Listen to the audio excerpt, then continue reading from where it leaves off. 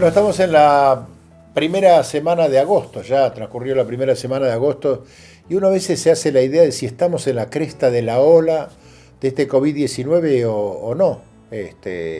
Porque la verdad que uno en algún momento pensó que esto era para abril, mayo, después pensó que era junio, julio, bueno, estamos en agosto, y bueno, los casos se van aumentando.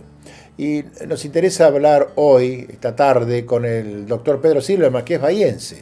Mucha gente lo conoce acá por estarlo ligado con el tema de la carrera de medicina, que es director nacional de Talento Humano y Conocimiento, si no me equivoco, que es el cargo así. Pedro, ¿cómo te va? Buenas tardes, ¿cómo andás? ¿Qué tal, David? ¿Cómo te va? Bien, bien. Bueno, Pedro, cuando vos asumiste, cuando te propusieron el cargo ¿estaba esto? No, no estaba esto.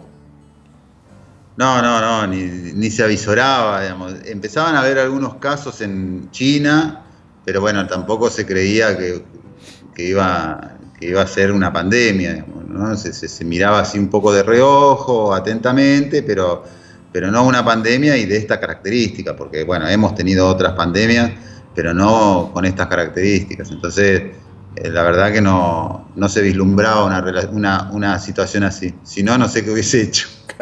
Claro, pero vos estudiaste sanitarismo, una cosa así, yo Sí, creo que te hubiera gustado el desafío, ¿no? Te gusta, creo que te gusta el desafío, sí. más allá de que es un gran desafío. Sí, sí, es un poco, bueno, lo que planteábamos, es jugar en primera, digamos, en Claro, un momento histórico y nada, y poner en juego todos los conceptos teóricos que uno tenía y además, bueno, la experiencia también en alguna temática en particular. Más allá de que mi dirección era fundamentalmente el tema de recursos humanos, cuando venís acá, digamos, claro, en una pandemia, estamos todos arriba del barco y hacemos todo, ¿no? claro. Y bueno, y el hecho de estar ahí nomás del ministro de Salud, ¿no? De Ginés González García, que para mí tiene un gran talento, ¿no? Sin ser uno Sí. un especialista en esto, ¿no? Qué sensación, ¿no? Porque a veces por ahí lo conocía, pero una cosa es verlo de lejos y otra cosa estar en la diaria, ¿no? En la semanal.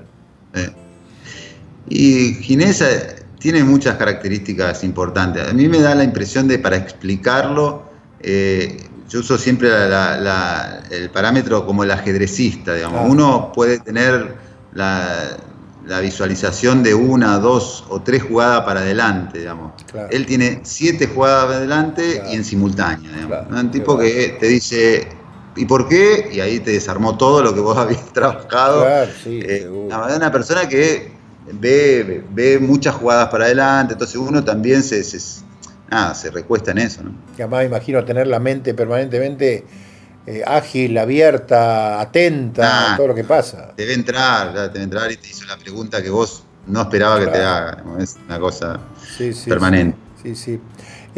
¿Cuál es el nivel de diálogo con él? ¿Es permanente? Vos tenés reuniones de gabinete, me decía, los martes, pero al margen de Sí. eso vos tenés la puerta abierta ahí. Sí, sí, en general solemos no movernos demasiado acá en el ministerio Claro, a la oficina de él claro. por cuestiones Sí, de precaución, sí, claro, pero telefónicamente sí, digamos, es bastante, no digo diario, pero bueno, por lo claro. menos una vez por semana sí tenemos que presentar lo que estamos haciendo, lo que estamos planificando. Hoy, Eh, hoy es 8, sábado 8 de agosto. ¿Qué es lo que se visualiza más o menos? Es como yo decía al comienzo, yo lo digo en función de lo que suelen decir especialistas y colegas, ¿no? Estamos cerca de la cresta de la ola. ¿Cuándo vamos a ver cuándo cambia? ¿Cuando empecemos a bajar? ¿Cómo es? bueno, sí, digamos, es la imagen de una ola que no se sabe si se va a Claro, convertir en un tsunami o va a empezar a bajar. es cierto. Ese es el momento que estamos ahora. Sí, sí, sí.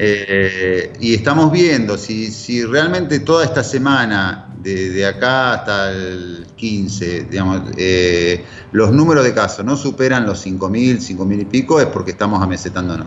Claro, Entonces, claro, eso sería una buena señal. claro. ¿Qué les preocupan más, los casos o la cantidad de muertos? ¿Qué es lo que...? Porque son dos parámetros que van de la mano, pero bueno, de alguna manera eh, son caminos, obviamente son caminos distintos, ¿no?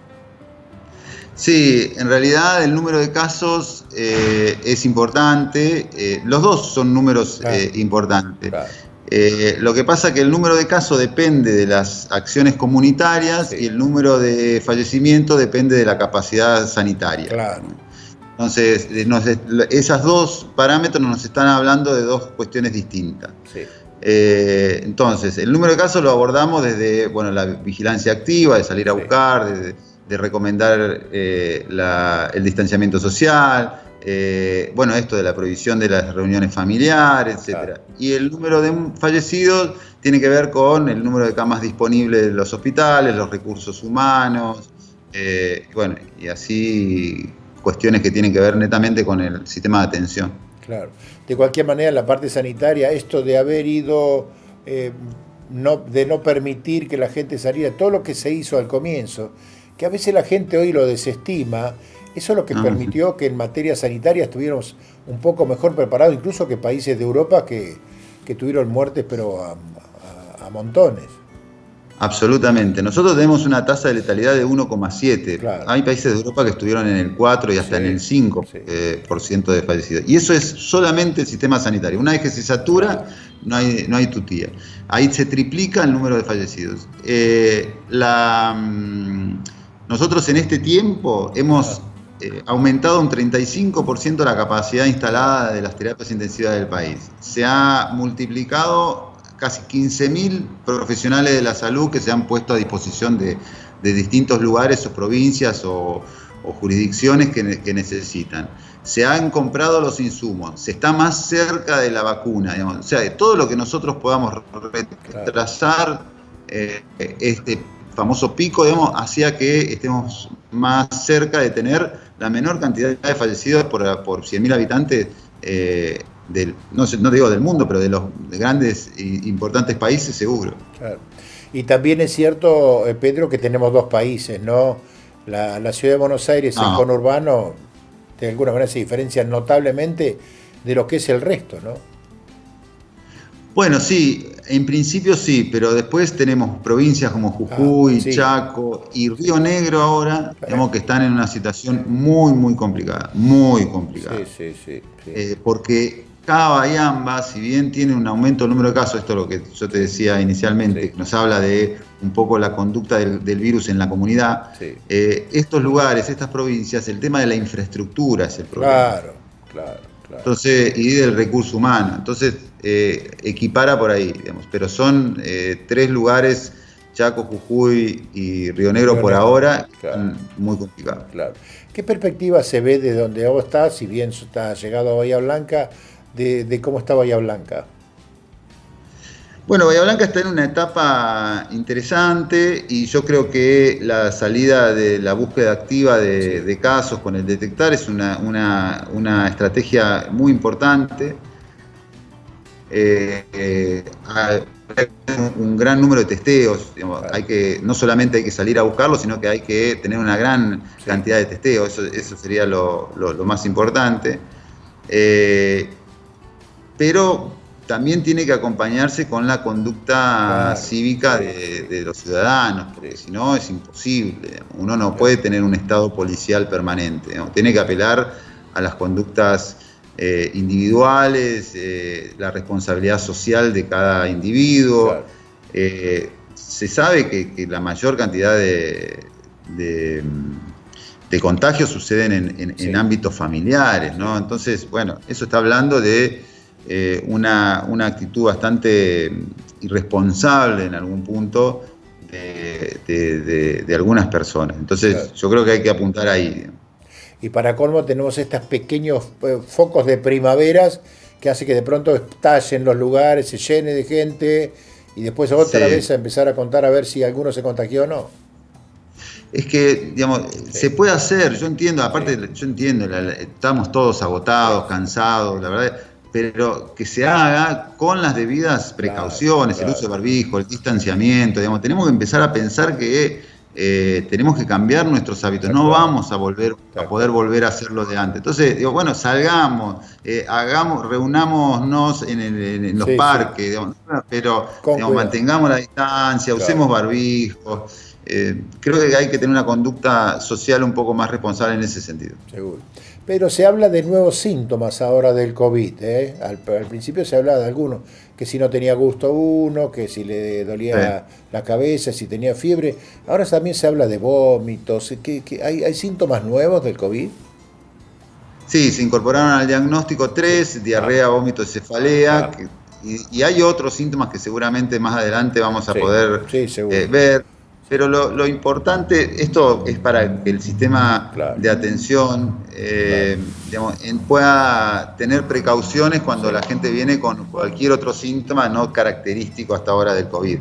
Claro. Digo, para que se cuiden todos. Claro, sí. La consigna es cuidarse. Totalmente. Además de esto, también el tema de la diarrea, el virus es un virus que se elimina mucho por materia fecal. Y eso es muy importante por el tema de los baños. Las manos, todo, entonces, uno tiene que tener las precauciones de si se comparte el baño, porque es un lugar, un comercio, un restaurante, una confitería, o cuando va a la casa de algún familiar. Digamos, bueno, la utilización del baño es un lugar, un foco de alta posibilidad de contagio. Claro. Pedro, un placer hablar contigo, te agradecemos mucho. Gracias por representar a Bahía Blanca en ese cargo tan importante. Te mandamos un abrazo a la distancia. Igualmente para ustedes, cuídense. Gracias. Hablamos con el doctor Pedro Silverman, que es el director nacional de Talento Humano y Capacitación del Ministerio de Salud, al lado del propio ministro, dándonos datos por demás importantes. En este nuevo espacio de Hola Doctor vamos a hacer una pausa.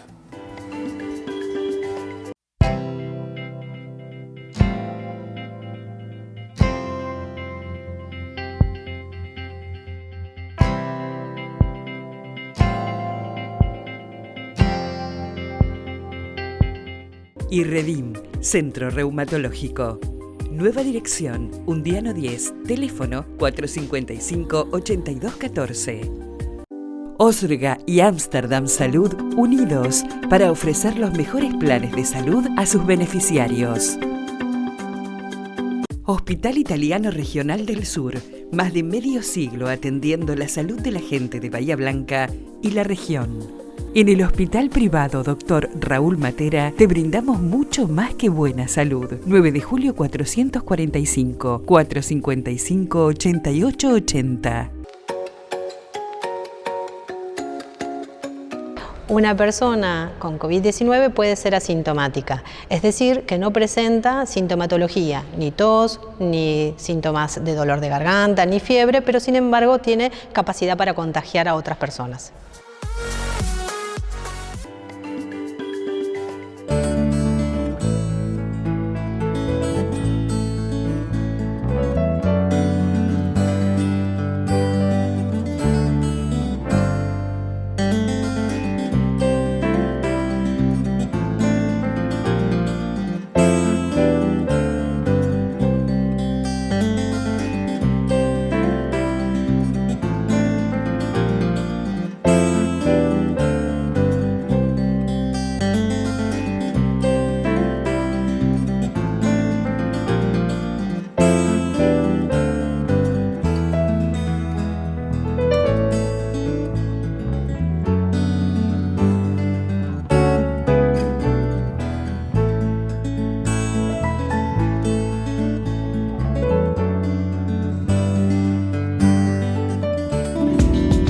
¿Tenés que realizarte un análisis bioquímico? Gama Laboratorios va a tu domicilio. Comunicate y quédate en casa.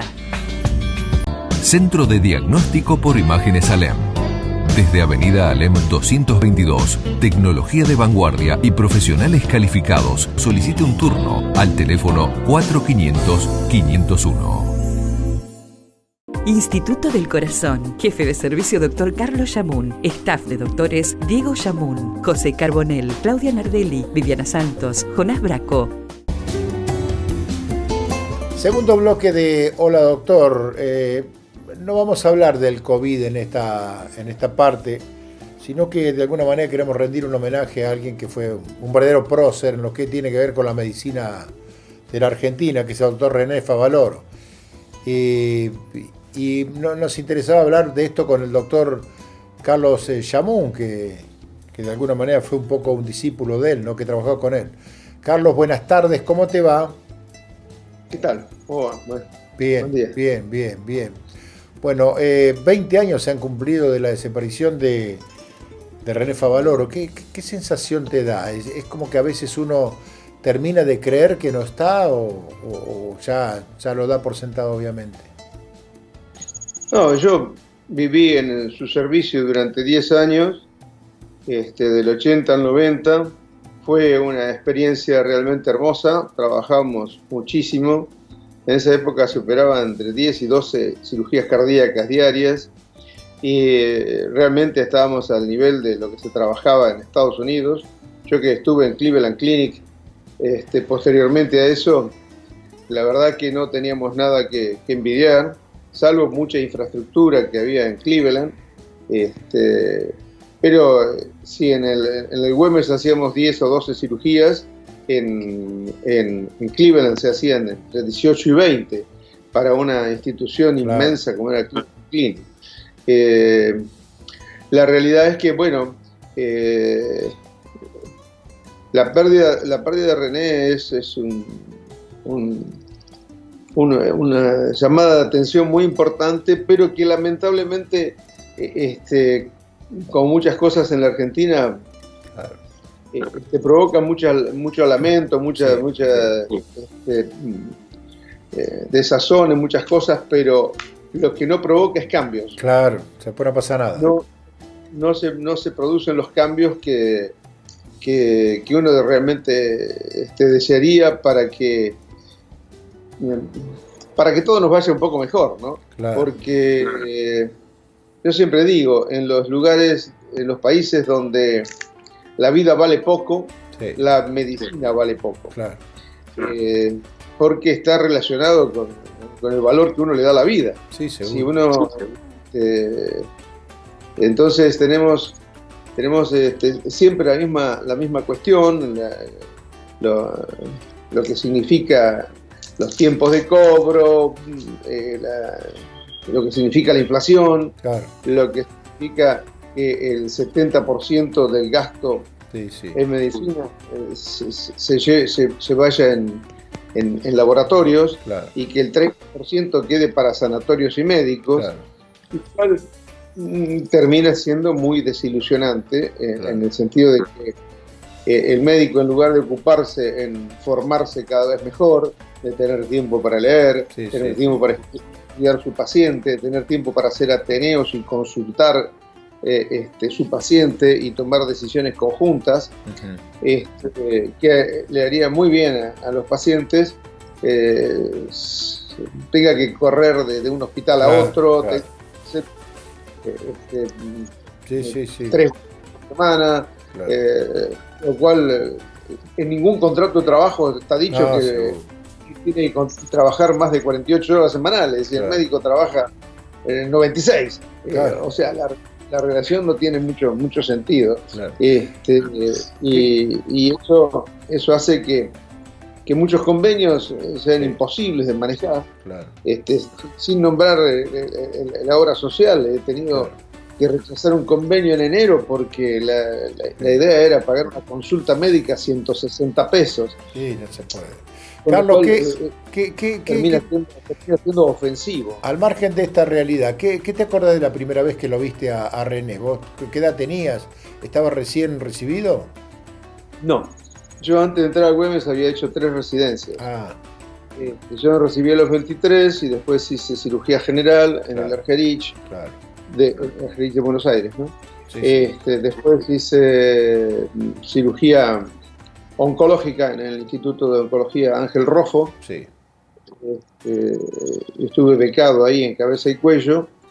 Y después, como en realidad me deprimía un poco la evolución de los pacientes, sí, oncológicos, empecé con cirugía vascular periférica por la Universidad de El Salvador. En el Sanatorio San Patricio hice ahí mi tercera residencia. ¿Y cómo llegaste a Favaloro? Porque después de hacer cirugía vascular periférica dije, bueno, voy a ser cardíaca también. Claro. Entonces me presenté en la residencia del Güemes y entré como residente otra vez a los 30 años y medio. Claro. Y me quedé ahí hasta los 40 y monedas. ¿Qué sensación tuviste? Esos 10 años me dieron, más la experiencia que tenía, me dieron, la verdad, la posibilidad de decir, yo puedo hacer todo tipo de cirugías y estoy tranquilo con lo que hago porque estoy convencido de que si no lo puedo hacer es porque no se puede. Claro. ¿Qué sensación tuviste la primera vez que lo viste a él o cómo te recibió la primera vez? La primera vez él hizo una charla para todos. Sí. La charla decía, la típica frase era, el cirujano cardíaco tiene que tomar una sopita y a la cama, decía. Cosa de que no se joda por las noches. Claro. Estuviera por ahí.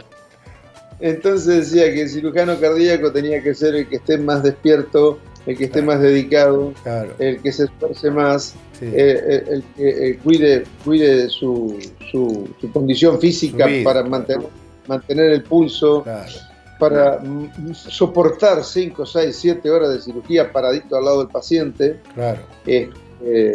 Y tener la paciencia suficiente como cuando las cosas van mal, poder sobrellevarla y tener temple.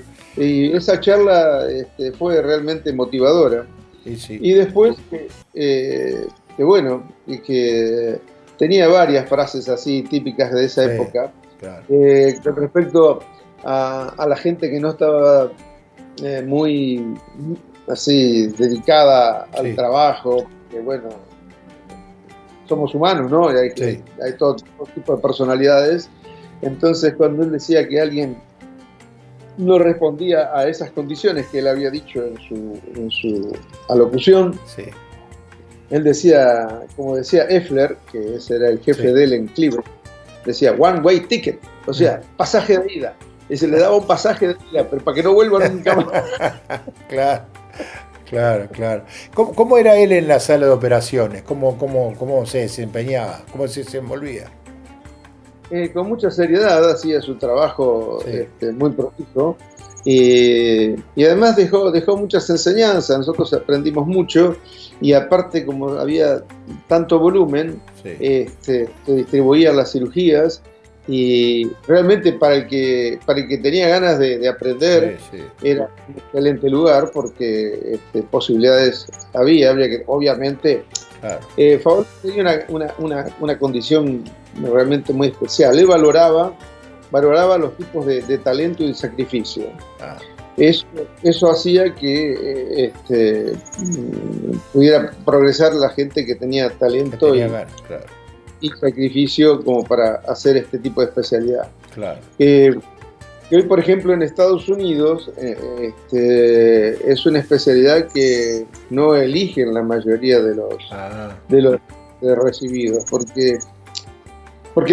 precisamente por eso, porque son muchas horas, bastante sacrificio, y hay otras especialidades que tienen mucho mejor rendimiento económico con mucho menos esfuerzo, ¿no? Claro.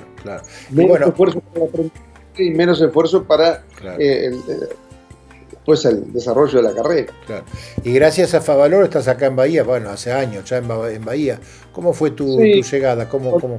Cuando él habló con los médicos que comenté, yo después viajé y las posibilidades en ese momento del sanatorio no eran muy buenas. El privado. El privado del sur pasaba por un periodo que estaba medio al borde de la quiebra. Y que sucedió que tuvimos que colaborar con la construcción del quirófano nuevo, de la recuperación, con traer la gente, traer los médicos, instrumentadoras, anestesistas y demás. Y como conclusión, finalmente, después de 6 años de aquella entrevista, pudimos hacer la primera cirugía el 1 de julio del 92. Del 92, Desde ese momento a la fecha llevamos cerca de 7.000 cirugías cardíacas. Después lo volviste a tener obviamente contacto con él, decimos cada tanto, ¿tenías contacto con él? Sí, muchas veces. muchas veces, sí. No solamente en los congresos, sino que tanto en las reuniones que hacía René. Claro. Después René terminó la fundación, se fue a la fundación, me he ido a visitar varias veces. Claro. Muchas veces charlamos de casos. Ha venido a visitar el servicio acá. Sí. Todavía me preguntaba, seguís haciendo doble mamaria, que es una de las cosas así más específicas de especialidad y que dan mejor resultado para la revascularización coronaria. No, realmente una pena que el desenlace, pero como vuelvo a decir, es como que en Argentina, si bien todos nos lamentamos, los cambios no se produjeron. Para redondear, Carlos, ¿cómo lo definirías en 2 o 3 palabras a Favaloro? Yo creo que es un hombre, primero, emprendedor. Sí. Es un ejemplo del hecho de que se puede empezar y no a los 20 años. Sí. Y cuando esto fue a Cleveland no tenía 20 años, sino que ya tenía 40. Uno puede luchar y si tiene un ideal, lograrlo. Es un ejemplo para los jóvenes y para que uno pueda tener emprendimientos y ser emprendedor. Claro. Y además lo importante es ser apasionado por algo. Y claro, y llegar a conseguirlo, a pesar de que el medio no ayude. Sí, seguro. En otros países donde apoyan a los emprendimientos y a los emprendedores, se hace mucho más fácil. Claro. Pero bueno, de todas maneras, creo que yo no tengo perdidas las esperanzas en la Argentina. Creo Ojalá. que bueno, en algún momento vamos a entender que hay que el cambiar. Emprendedor tiene ganas y el que tiene pasión por algo tiene que ser apoyado. Carlos, te agradecemos mucho, te mandamos un gran abrazo y gracias por este recuerdo de René Favaloro. No, gracias a ustedes. Adiós. Gracias. El doctor Carlos Llamón, discípulo de Favaloro, que por supuesto llegó acá gracias a Favaloro, con quien se formó. Tanto Carlos como los demás profesionales van a recibir un voucher de Brix una vez que pase esto, allí en Roca 97. Este programa usted lo puede ver en Facebook y también en YouTube. Nosotros vamos a retornar la semana que viene. Hasta entonces.